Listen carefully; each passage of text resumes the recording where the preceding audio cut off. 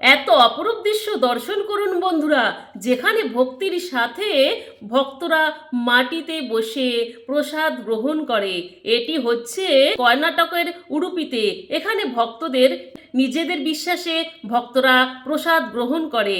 এই মন্দিরের এমন মাহাত্ম্য, যাদের মনোবাসনা পূর্ণ হয় তারা এইভাবেই মন্দিরের মেঝেতে বসে প্রসাদ ভোজন করে। অন্য ভক্তরা কলা পাতায় বা পাত্রে ভোজন করে।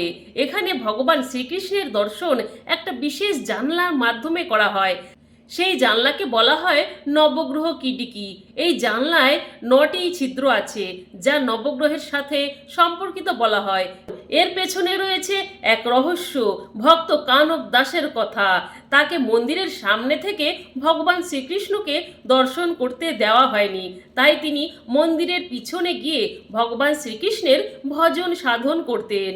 তিনি এত বড় ভক্ত ছিলেন যে ভগবান শ্রীকৃষ্ণের দর্শনের আকাঙ্ক্ষায় সর্বদা অশ্রু ঝরত।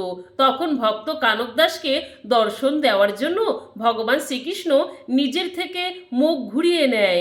সেই থেকেই এই প্রথা শুরু হয়ে আসছে।